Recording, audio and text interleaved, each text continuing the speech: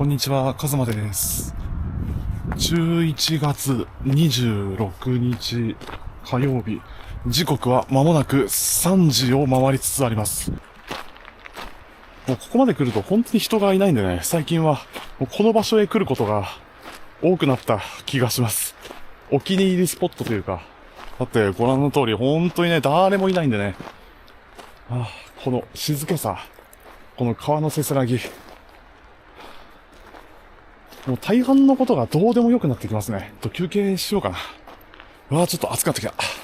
こが一番話しやすいというか、ちょうど座れる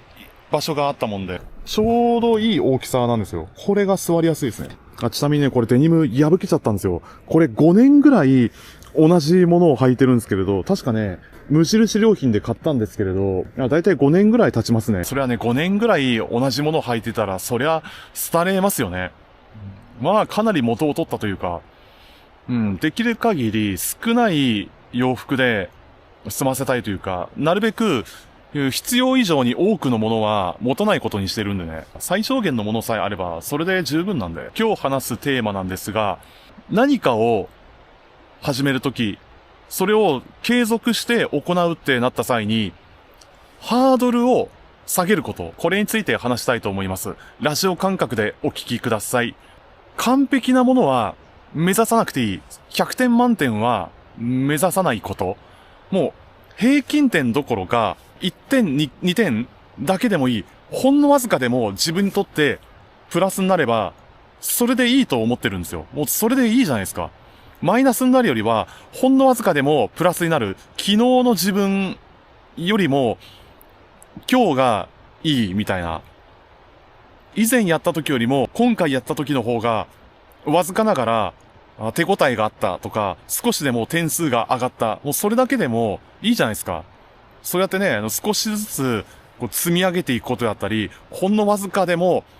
成長してるなっていう風に感じるのであれば、そんな自分を受け入れてあげること、褒めてあげることがすごく大切だと思うんですよ。完璧なものを求めすぎる。それに対するハードルを高く設定すればするほど、すんごいプレッシャーを感じるし、ものすごい苦痛になるわけですよ。日本においては、100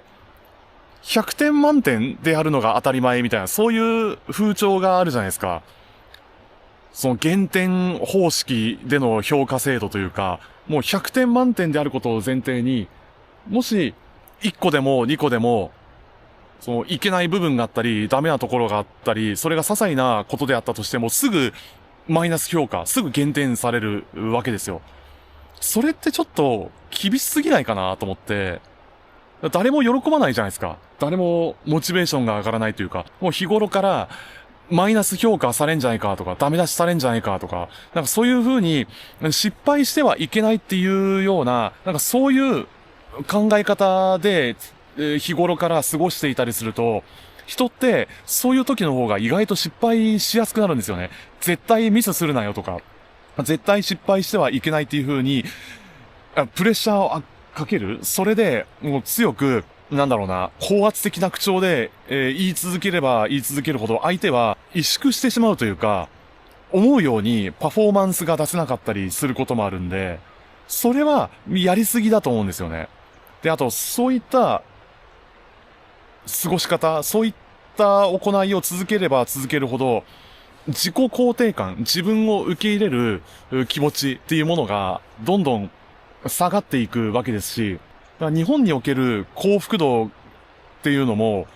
めちゃめちゃ低いんですよね。世界的にもワースト3に入るぐらい、先進国の間でももう最下位に当たるぐらい幸福度がめちゃめちゃ低いんですよね。おかしくないですかそれ。いや、おかしいでしょ。こんなにサービスが、こんなに高いレベルのサービスで溢れていて、高品質なもので溢れていて、どこ行ってもゴミは少ないし、基本的に平和な国でいられる。それだけでも十分幸せじゃないですか。それなのに、なんでこんなに幸福度が低いんだろうって思ったんですよね。それ、ちょっと、便利すぎるものとか、サービスが豊かすぎるもの、それが当たり前になって、それでわがままな人が増える。これは前回の動画でも同じようなことを言ったかもしれないけれど、過剰なまでに、期待しすぎなんですよ。他人に対して期待しすぎ。それは、すごい感じる部分がある。なんか他の国と比べてね、なんか今まで訪れた、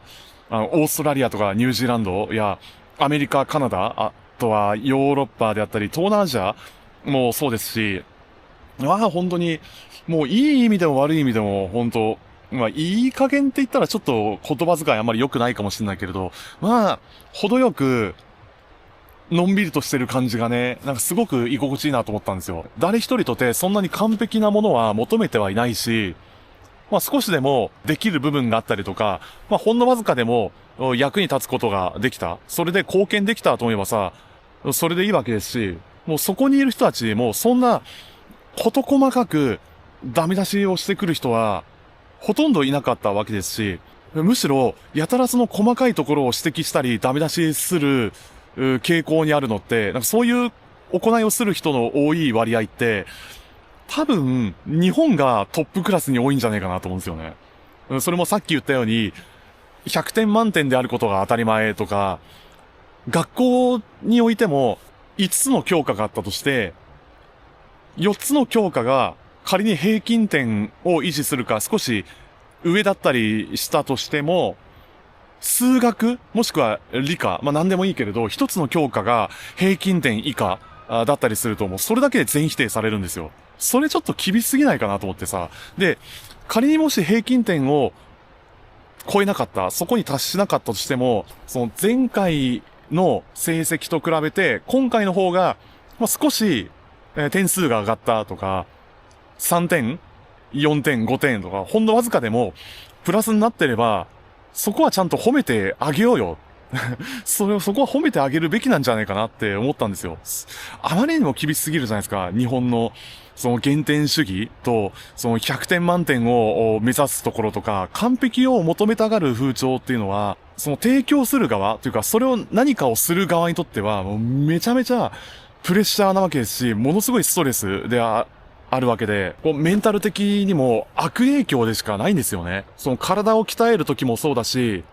何かその独学で学ぶ、何か資格を取るための勉強を始めるとか、IT 関係のことで言ったら、そのプログラミングを始めるとか、ウェブデザインを始めるとか、あとは僕みたいにね、こうやって動画撮影と、あとは撮影した動画を少しでも自分好みのものに、自分好みの映像にしたいっていうことで、動画編集ソフトの使い方を学ぶって、何でもいいけれど、そこは、一個ずつ、積み上げていく。もう焦らないことが大切です。もう一個ずつ積み上げること。前回はこれできなかったけれど、今回は、この操作ができた。こういうやり方で演出することができたとか、自分のイメージの中で思い描いていたものに少しずつ近づけたような、そういう風に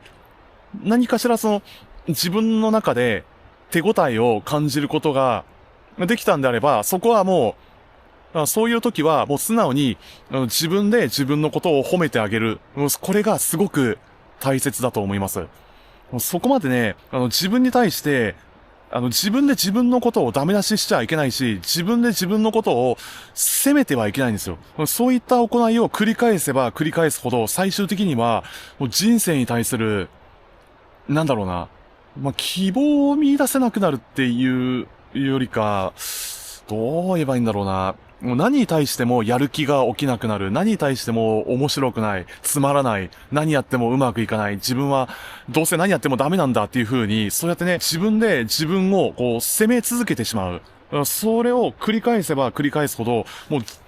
受け入れる心、その自己肯定感というものがどんどん下がっていくんですよね。もう一度話を戻すけれど、何かをするってなった時、何か始める時や、今取り組んでることに対して、過度に期待しすぎないこと、できる限りハードルを低く設定すること、その上で小さな成功体験を一個ずつ積み上げていくこと、そうやって自分自身が思い描いている目標や夢に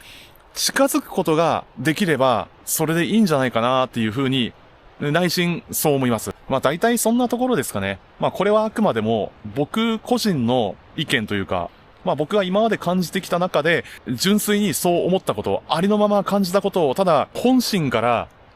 何か話したいと思ったことをそのまんま言ってるだけですので、とりあえず話を戻しますが、ハードルをできる限り低く設定すること。で、自分の中でできそうだなと思ったら、それを目標にして、一個ずつ達成する。一個ずつクリアしていくような感じで、小さな成功体験を積み上げていって、その上で、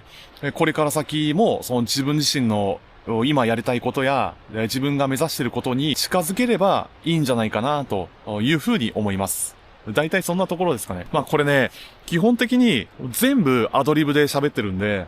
もしかしたら、一部まとまりのない部分であったり、少しわかりにくい部分があったかもしれないけれど、そこら辺は多めに見ていただけると幸いです。はい。